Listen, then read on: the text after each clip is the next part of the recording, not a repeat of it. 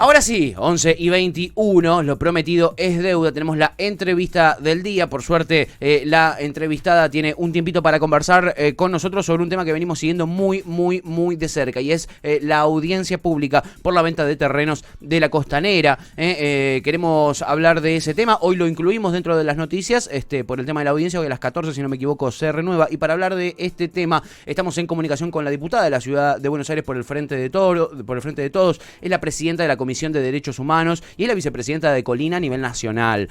Nada más y nada menos que Vicky Montenegro. ¿Cómo estás, Vicky? Muchas gracias por atendernos. Bienvenida, ya fue.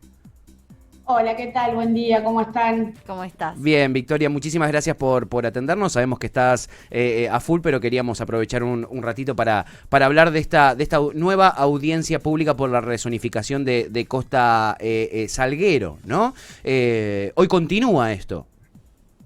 Sí, en primer lugar lo que nosotros queremos resaltar, la verdad que estos tiempos fueron muy difíciles en la legislatura porteña, el último tiempo, estos años se ha rematado gran parte de la ciudad de Buenos Aires. Sí. Y lo que pasó con Costa Salguero, lo que está pasando con las más de 7.000 personas que se inscribieron para participar en la audiencia pública, es que por primera vez logramos frenar esta avanzada del gobierno de la ciudad contra los terrenos, y bueno, en eso estamos, y están todos los que se inscribieron, que de hecho se han manifestado en contra de este avance del jefe de gobierno, y bueno, estamos resistiendo acá en la legislatura. Vicky, ¿qué es hoy Costa Salguero? ¿Cuál es el proyecto, o sea, cuál es la intención de la reta con esos terrenos, y cuál es la intención que están teniendo ustedes con también con esos terrenos? Digamos, ¿cuál es el contraproyecto que están presentando para Costa Salguero?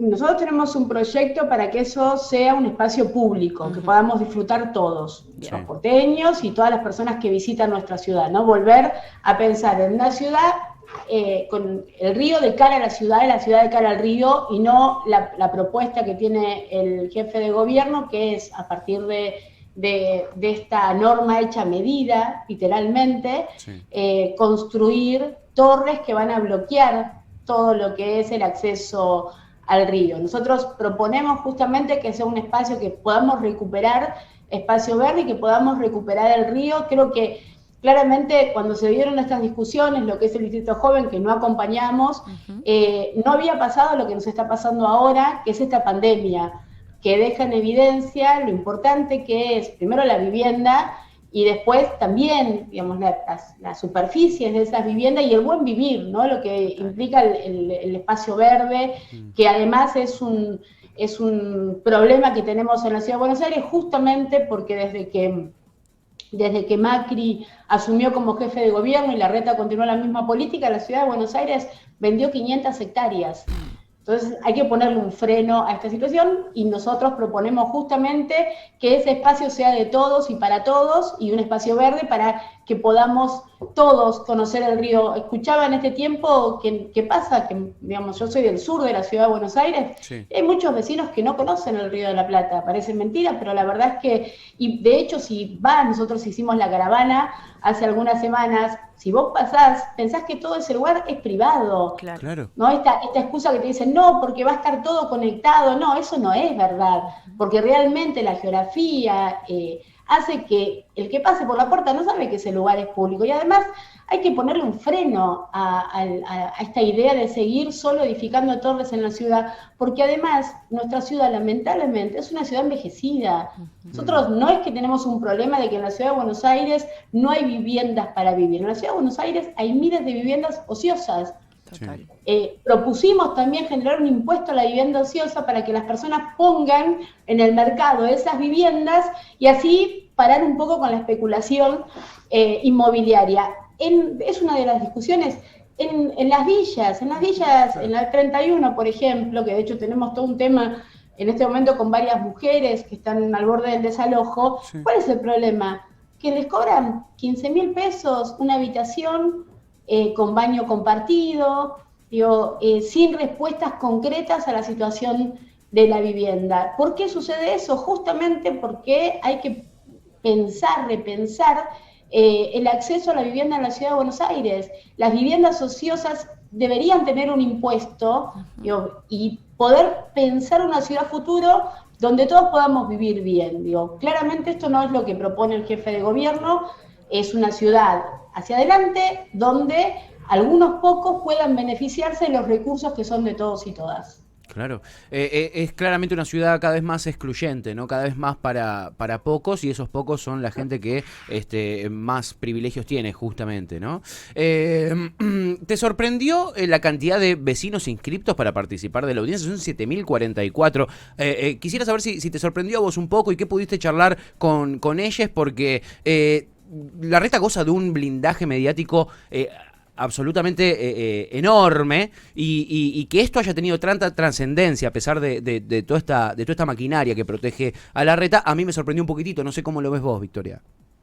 Sí, también por eso te digo, es una sensación de una victoria muy importante, claro, que tuvimos, que estamos teniendo en la legislatura, porque justamente el blindaje y esta idea también, ¿no?, que es tan difícil de explicar cuando uno, desde las consignas propositivas que tiene la ciudad de Buenos Aires en cuanto a lo comunicacional, a la realidad concreta que impacta en la calidad de vida de los porteños. Digo, en el medio una vez se tiene que explicar 150.000 cosas y es bastante complejo. Claro. La verdad que lo que sucedió con esta idea del distrito joven y con Costa Salguero y la participación, de hecho, de organizaciones que quizás algunas planteaban, ¿no?, acompañaban a la gestión del jefe de gobierno hasta esta situación donde entienden que hay que ponerle un freno, y bueno, las más de 7.000 personas comprometidas en la audiencia, planteando su disconformidad y proponiendo además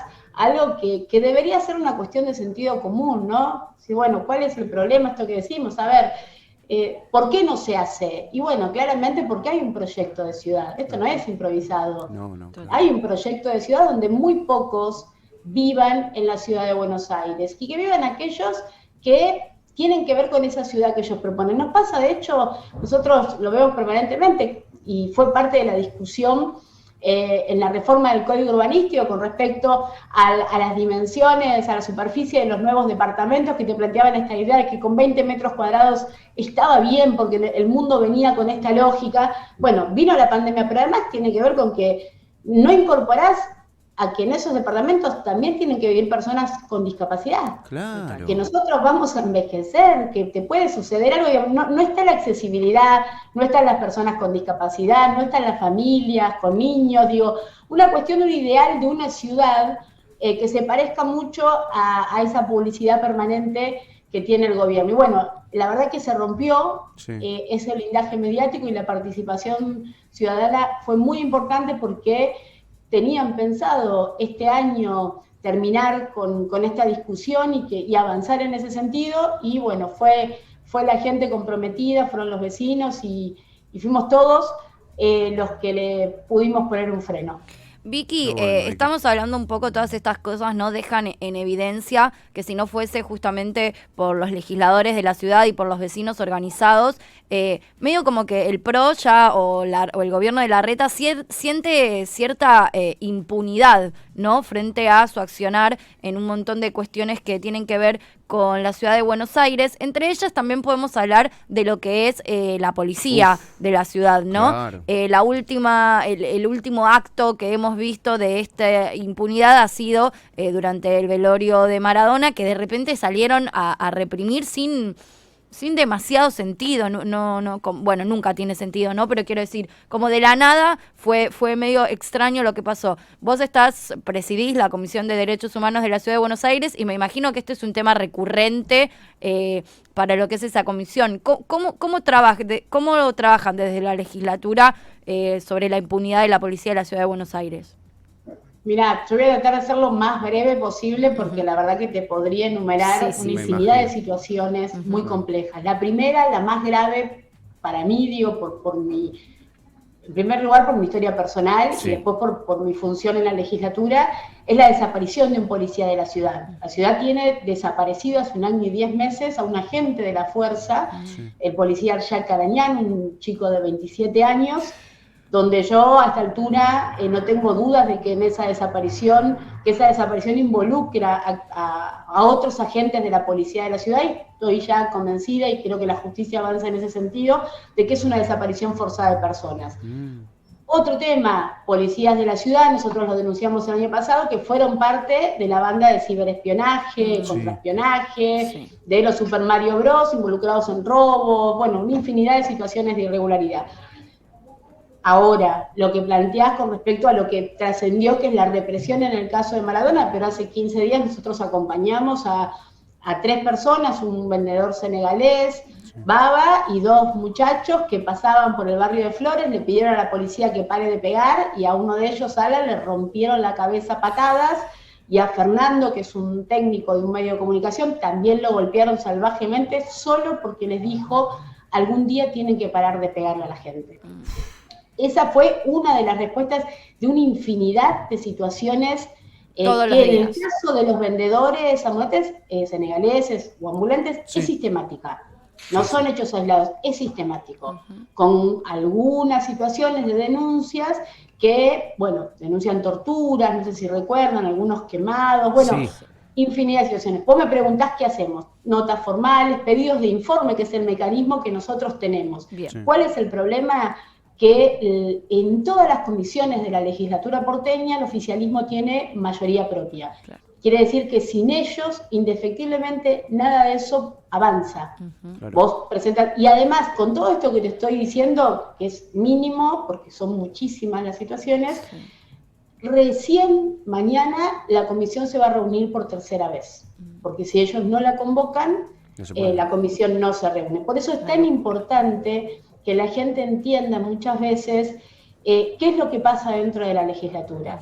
Digamos, esto que fue quizás algo que nos permitió visibilizar qué es lo que pasa con la mayoría que tiene el jefe de gobierno dentro de la legislatura, que termina generando estas cuestiones que son muy graves, que son de una situación de gravedad muy importante, porque tiene que ver con la seguridad de todos nosotros.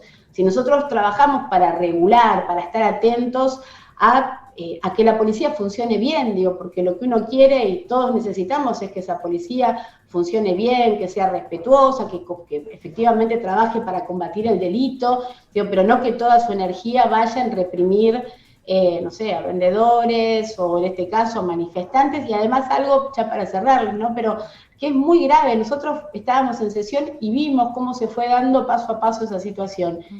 Y lo peor es que ante la mínima situación de tensión, la primera respuesta que tiene nuestra policía es la represión. En el medio no pasa nada. Toda esa formación que deben tener para el uso discriminado de la fuerza, porque están capacitados para eso, lo que uno ve es que inmediatamente es la represión. Es la represión salvaje. Hace 2 semanas, menos, algunos días, vimos que trascendió muy poco, como cierta duda, la policía que logró abatir un delincuente en un intento de robo a un banco. Ahí quedó la noticia, pero ese muchacho no fue a robar el banco, era un chico con un retraso madurativo, era un chico con discapacidad, que llevaba un arma de juguete, sí, es cierto, pero porque tenía una discapacidad. Yo entiendo que la policía que baja en un momento de tensión no puede discriminar que el arma sea de juguete, claro. Pero la primera respuesta fueron 2 balazos en el estómago y el chico murió. Digo, y no trascendió, fíjense que se los estoy contando, hay pedidos que no trascienden, digo, su familia destrozada, porque imagínense, ese chico le heredó sus juguetes a su sobrino, para que entendamos de qué estamos hablando. Digo, son cuestiones que no trascienden, que no se investigan, donde no se avanzan y que generan como consecuencia esta situación que hoy estamos padeciendo todos. Bueno, parte de la impunidad esta que hablamos del gobierno de Larreta tiene que ver, ¿no?, también con este bloqueo mediático que tienen, donde no trasciende ni la mitad de las cosas que intentan hacer. Incluso lo de Costa Salguero, si no fuese tanto por los legisladores como por los vecinos, quizás tampoco hubiese trascendido, como esto que vos decís, vendieron 500 hectáreas. Bueno, ¿cuánto de eso sabemos?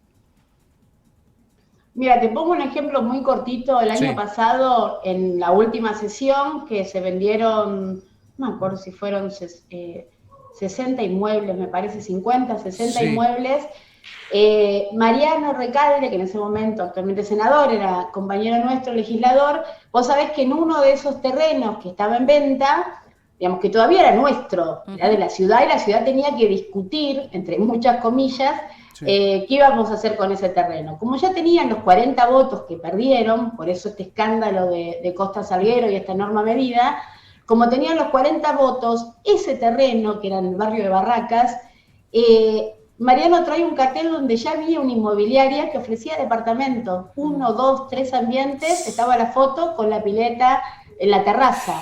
Digo, eso que tendría que ser un escándalo, ¿no? Estás tratando, debatiendo a ver qué vas a hacer con ese terreno, pero ya hay una inmobiliaria que está vendiendo los departamentos cuando legalmente es de la Ciudad de Buenos Aires. O, por ejemplo, y ya los dejo, pero para que dimensionen esto, en su momento vendieron y estamos detrás de los terrenos de un centro de salud, de los primeros, centro de salud mental número 1, cerca de la ESMA, en Avenida Libertador, donde habían liberado el terreno. De hecho, hay una torre pegada, hay una torre enfrente, y la idea era construir también edificios, volvemos a lo mismo, ¿no? Edificios en zonas, porque no es que van a construir en Lugano, en Solari.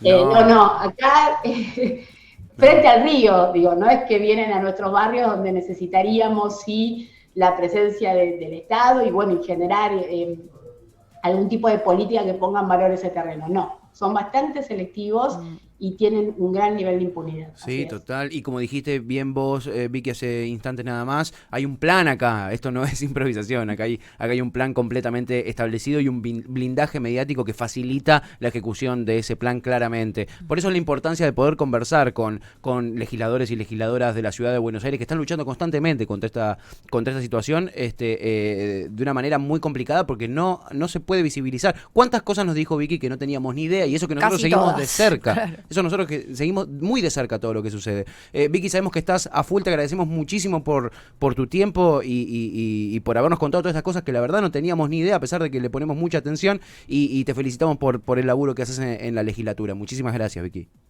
Chao, gracias a ustedes. Abrazo grande. Victoria Montenegro, diputada de la Ciudad de Buenos Aires, en comunicación con nosotros, hablando de varios temas relacionados a la Ciudad de Buenos Aires, una ciudad gestionada por el PRO, con aliados, porque hay que decirlo, el socialismo de la Ciudad de Buenos Aires, que de socialismo tiene nada, y el partido ECO de Martín Lustó son los grandes aliados que le permiten también a Rodríguez Larreta ejecutar todos sus planes en la legislatura. Exactamente, ¿no? Así que hoy sigue la audiencia pública. Exacto. Después de las 14 horas, estar atentos también, ¿no? Sí. Es responsabilidad de todos que Larreta no siga haciendo lo que quiere, básicamente. Exacto. Porque parece como el negocio, la ciudad es como el negocio inmobiliario del PRO. Es una inmobiliaria gigante de un partido político específico de la Argentina. Es una cosa que no se puede creer. De locos. Bueno, le agradecemos a Vicky Montenegro por su tiempo. La entrevista tendría que haber durado 10 minutitos, pero duró bastante más. Por suerte, se copó con nosotros. Esperamos no haberla complicado. Vamos a escuchar otro temita y continuamos con el ir y venir de este show radial intitulado Ya